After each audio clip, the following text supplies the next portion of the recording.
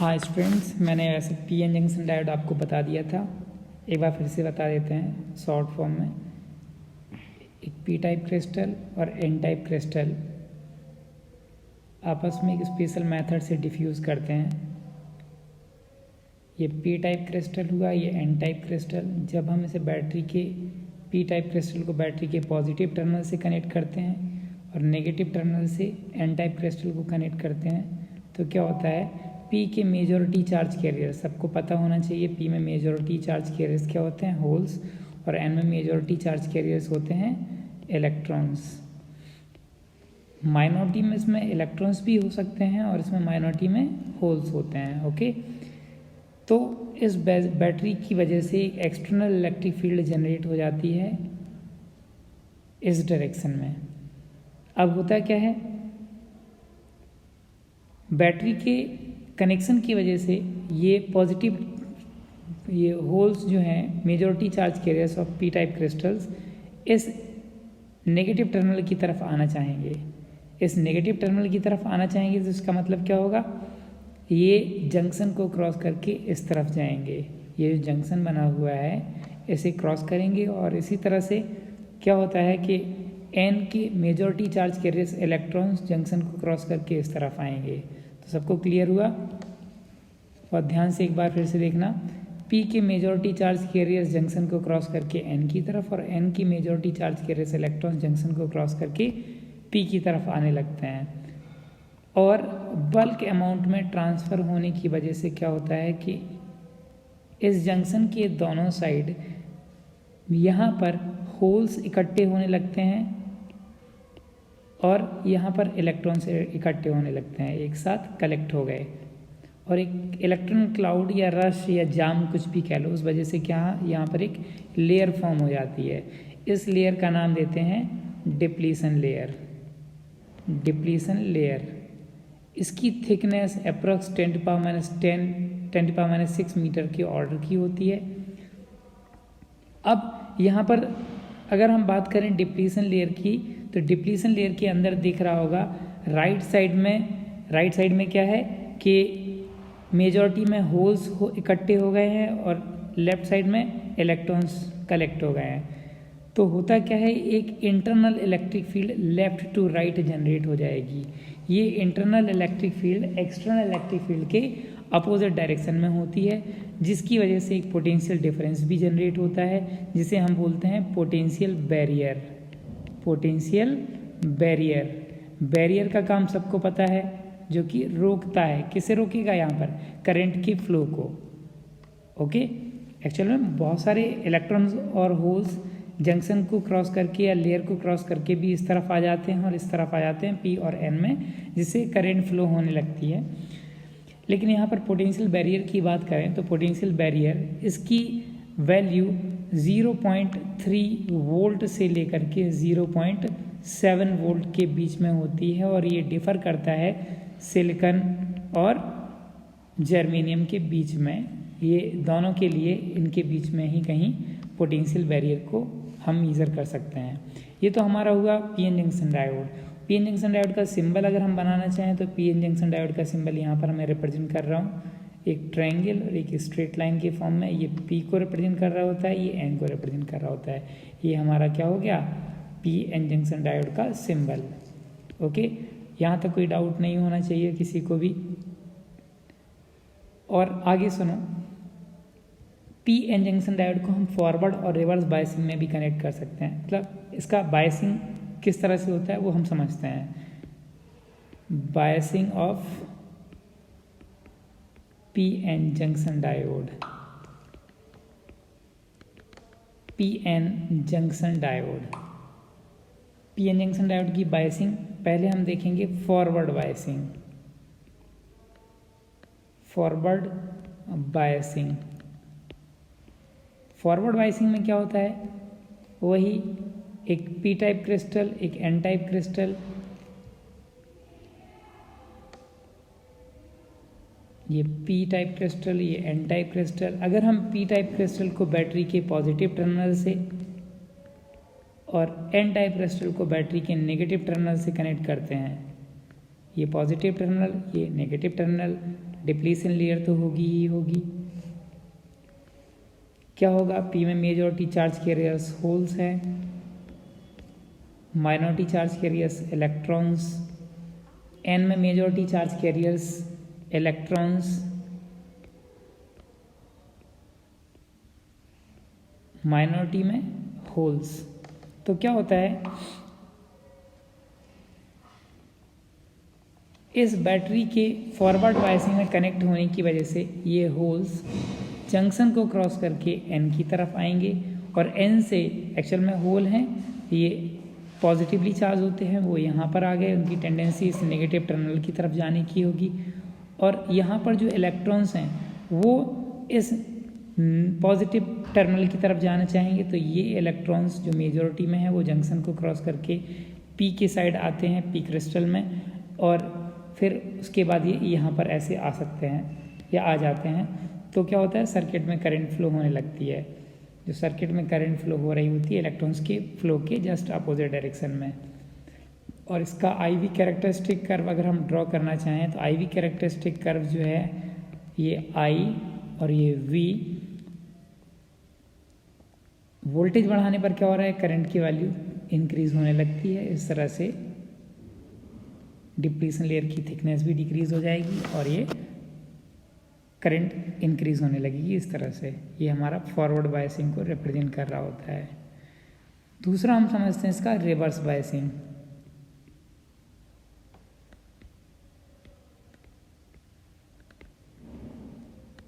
Reverse biasing में क्या होता है, वही पी एन जंक्शन डायोड, ये पी टाइप क्रिस्टल, ये N type crystal, depletion layer. अब क्या होगा, पी टाइप क्रिस्टल को बैटरी के नेगेटिव टर्मिनल से और positive terminal of the battery is connected with the N type crystal of P N junction diode. Majority charge carriers in the P are holes and in minority electrons. In n-type crystal, the majority charge carriers are electrons and the minority charge carriers are holes. Okay? क्या होगा कि जब हम इसे battery को इस तरह से कनेक्ट करते हैं तो बैटरी को कनेक्ट करने पर ये मेजॉरिटी चार्ज कैरियर्स पी के होल्स, ये इनकी टेंडेंसी होगी इस नेगेटिव टर्मिनल की तरफ आने की, मतलब ये यहाँ को मूव करेंगे, और इलेक्ट्रॉन्स जो हैं वो इलेक्ट्रॉन पॉजिटिव टर्मिनल की तरफ आना चाहेंगे, मतलब ऐसे यहाँ को मूव करेंगे। लेकिन तो क्या इस तरह से जंक्शन क्रॉस नहीं हुआ तो करंट फ्लो नहीं होनी चाहिए, बट सबको पता है कि पी में माइनॉरिटी चार्ज कैरियर्स इलेक्ट्रॉन्स हैं और होल्स माइनॉरिटी चार्ज कैरियर्स किसके, एन टाइप क्रिस्टल के हैं। तो ये जो होल है वो जंक्शन क्रॉस करेगा इस नेगेटिव टर्मिनल की तरफ आने के लिए, तो ये जंक्शन क्रॉस करके इस तरफ आ जाएगा, और जो इलेक्ट्रॉन माइनॉरिटी में पी टाइप क्रिस्टल में थे वो जंक्शन को क्रॉस करके एन टाइप क्रिस्टल में आ जाएंगे। जंक्शन क्रॉस होगा, जैसे ही इलेक्ट्रॉन इस तरफ पहुंचेगा वो मूव करके इस पॉजिटिव टर्मिनल तक आ जाएगा और सर्किट में करंट फ्लो होने लगेगी। ओके, लेकिन माइनॉरिटी चार्ज कैरियर्स का नंबर बहुत कम होता है। सो इसका अगर हम आईवी कैरेक्टरिस्टिक कर्व देखते हैं, आईवी कैरेक्टरिस्टिक कर्व ये आई, ये वी, रिवर्स बायसिंग है, इसलिए क्या बहुत एक वीक करंट फ्लो हो रही होती है, बहुत वीक करंट फ्लो हो रही होती है, जिसे हम बोलते हैं रिवर्स करंट और डार्क करंट। डिप्लीशन लेयर की थिकनेस एक्चुअल में ज़्यादा होती है। अगर हम, अब ध्यान से सुनना, अगर हम क्या करते हैं, इस बैटरी के टर्मिनल वोल्टेज को बढ़ाते हैं, पोटेंशियल डिफरेंस जो वोल्टेज है उसे बढ़ाते हैं, तो क्या होता है, इसके अंदर इलेक्ट्रॉन होल पेयर जो हैं, डिप्लीशन लेयर के अंदर इलेक्ट्रॉन होल पेयर होते हैं, मतलब न्यूट्रल एटम कह लो इन्हें, न्यूट्रल एटम्स जो हैं वो क्या होता है, वो बैटरी के वोल्टेज के बढ़ने की वजह से ये सेपरेट हो जाते हैं, इलेक्ट्रॉन और होल सेपरेट हो जाते हैं। इलेक्ट्रॉन और होल सेपरेट होने की वजह से क्या होता है, होल्स एक बल्क अमाउंट में इस तरफ और जो इलेक्ट्रॉन्स थे वो सेपरेट हो गए, मतलब इनका कोवेलेंट बॉन्ड टूट गया और ये बल्क अमाउंट में एन की तरफ मूव करने लगेंगे। और यहाँ पर जो एक डार्क करंट फ्लो हो रही थी एक पर्टिकुलर वोल्टेज पर, बैटरी के इस वोल्टेज पर सडनली एक करंट को इस तरह से रिप्रेजेंट करेगी, करंट की वैल्यू को बढ़ा देगी। ये करंट सडनली इंक्रीज हो जाती है और जिस वोल्टेज पर ये करंट इंक्रीज होती है उस वोल्टेज को हम बोलते हैं नी वोल्टेज। और देखो यहाँ पर घुटने जैसा फोल्ड हो रहा है, नी जैसा, इसलिए इसे नी वोल्टेज नाम दे देते हैं। और zener voltage, okay, knee voltage और जेनर वोल्टेज। आगे सुनो। और इस प्रोसेस के लिए मतलब जो प्रोसेस जिस कंडीशन में हो रही है, इस कंडीशन को हम बोलते हैं एवलांस ब्रेकडाउन।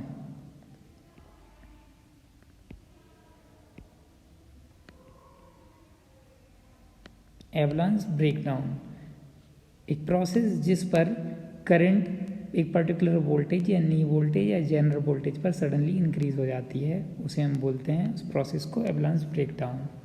यहाँ तक कोई डाउट नहीं होना चाहिए किसी को। अब इसके बेस पर हम यूज़ करते हैं इसे, use of P N junction diode. P N junction diode ये दो तरह से यूज़ होता है, फिलहाल दो तरह से हम बाद में बताते हैं। ये एज रेक्टिफायर, रेक्टिफायर को समझो। रेक्टिफायर का मतलब होता है AC टू DC कन्वर्जन। यहाँ पर रेक्टिफिकेशन प्रोसेस जो है वो क्या करती है, AC करंट को DC करंट में या इस वोल्टेज को DC वोल्टेज में बदल देती है, AC to DC conversion. Okay, ये हमारा क्या हो जाएगा, एज रेक्टिफायर। पहला क्या है, as half wave rectifier. As half wave rectifier. Half wave rectifier के फॉर्म में यूज़ करने के लिए हम केवल एक PN जंक्शन डायोड का यूज़ करेंगे। इसके लिए ट्रांसफार्मर की प्राइमरी कॉइल को AC सोर्स के साथ कनेक्ट कर देंगे। ये क्या है, AC सोर्स हमारा, ये ट्रांसफार्मर की प्राइमरी कॉइल और ये ट्रांसफार्मर की कोर होती हैं। ट्रांसफार्मर के सिंबल में सब पढ़ चुके हैं। ये secondary coil of the transformer, इसका ये A पॉइंट और ये B point. A end of the secondary coil is connected with the P-type crystal of PN junction diode, and the B point of secondary coil is connected with N-type crystal of PN junction diode through MN resistance wire। यहाँ पर ये input मिल रहा होता है, input है ये, input इस तरह से जाता है AC का। इसमें दो साइकिल होती हैं, फर्स्ट हाफ साइकिल, ये सेकंड हाफ साइकिल, इस तरह से। ओके, यहाँ पर हम आउटपुट गेन करेंगे MN रेजिस्टेंस वायर के थ्रू। ये हमारा क्या हो गया, डायोड। ये P टाइप क्रिस्टल इसका, ये N type crystal. In the first half cycle of AC source, working ध्यान से सुनना, first half cycle of AC source, ये first half cycle of AC source में A पॉजिटिव होगा और B नेगेटिव होगा। A पॉजिटिव होने की वजह से P पॉजिटिव हो जाएगा, P type crystal is positive, and B negative होने की वजह से N type crystal will be negative. देखो यहाँ पर A positive and B negative, मतलब P positive and N negative, P positive and N negative. P positive N negative means forward bias, forward bias में current flow हो रही होती है। Actual में इलेक्ट्रॉन्स N से P की तरफ जाते हैं, इलेक्ट्रॉन ऐसे मूव करते हैं तो करंट की डायरेक्शन इलेक्ट्रॉन्स के मूवमेंट के जस्ट अपोजिट डायरेक्शन में होगी। इलेक्ट्रॉन्स के opposite current N to M flow होगी, मतलब फर्स्ट हाफ साइकिल में हमें करंट मिली due to forward biasing of PN junction diode. In second half cycle of AC source, ये जो second half cycle of AC source है, इसमें ये पोलरिटी A और B पॉइंट की चेंज हो जाएगी, ये नेगेटिव हो जाएगा, ये पॉजिटिव हो जाएगा। In second half cycle of AC source P negative हो गया अब और N पॉजिटिव हो गया। P पॉजिटिव और N नेगेटिव तो फॉरवर्ड बायसिंग होता है, और जिस इसका उल्टा P negative and N positive, then it will be reverse biasing of PN junction diode. Reverse biasing एक डार्क करंट फ्लो हो रही होती है या एक बहुत वीक करंट जो कि इस रेजिस्टेंस में नोटिफाई नहीं करी जा सकती है। तो क्या होगा, सेकेंड हाफ साइकिल में कोई करंट नहीं मिलेगी हमें, या डार्क करंट मिलेगी। इन नेक्स्ट हाफ साइकिल फिर से ये A पॉजिटिव हो जाएगा, B नेगेटिव हो जाएगा, ये फॉरवर्ड बायसिंग को रिप्रेजेंट करेगा, करंट मिलेगी, ओके करंट मिलेगी, सॉरी ये करंट मिलेगी। उसके बाद नेक्स्ट हाफ में नहीं मिलेगी, फिर नेक्स्ट हाफ में मिलेगी। तो इस तरह से ये दिख रहा है, ये हाफ वेव के फॉर्म में हमें ये आउटपुट मिल रहा है। ये हमारा क्या है, आउटपुट, और ये हमारा था इनपुट। इस तरह से हम एक PN जंक्शन डायोड का यूज़ करके एज हाफ वेव रेक्टिफायर के फॉर्म में इसे यूज़ कर सकते हैं। सेकंड हमारा होगा as full wave rectifier. Full wave rectifier, full wave rectifier के फॉर्म में यूज़ करने के लिए हमें 2 PN जंक्शन डायोड का यूज़ करना होता है। सेम वही प्रोसेस,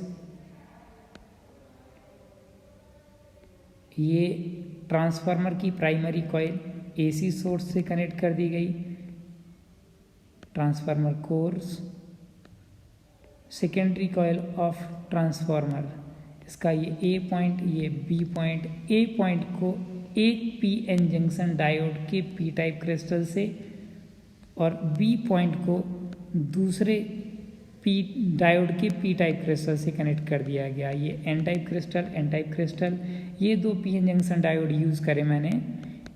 दोनों PN जंक्शन डायोड के N टाइप क्रिस्टल्स को हम कॉमनली कनेक्ट करेंगे इस सेकेंडरी कॉइल के तीसरे पॉइंट C से एक MN रेजिस्टेंस वायर के थ्रू। ओके, क्लियर हुआ? एक बार फिर से इसकी वर्किंग सुन लो, यह construction. Primary coil of transformer is connected with AC source and A point of secondary coil is connected with a p-type crystal of D1 diode and B point of secondary coil is also connected with p-type crystal of D2 diode, and the third point C of secondary coil is connected with both N-type crystals of D1 and D2 diode through MN resistance wire. Okay, next working when ये input हम देते हैं यहाँ पर,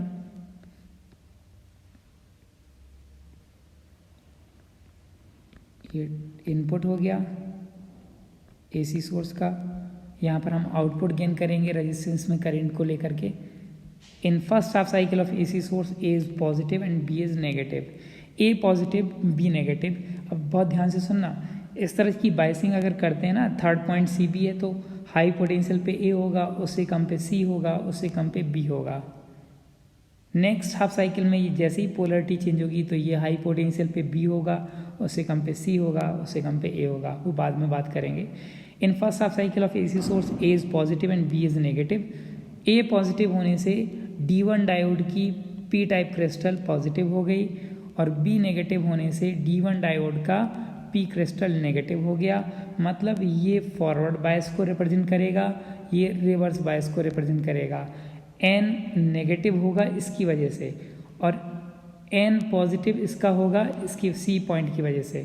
तो ये इतना clear होना चाहिए बायसिंग को देखते हुए। हाँ, अब आगे हम आते हैं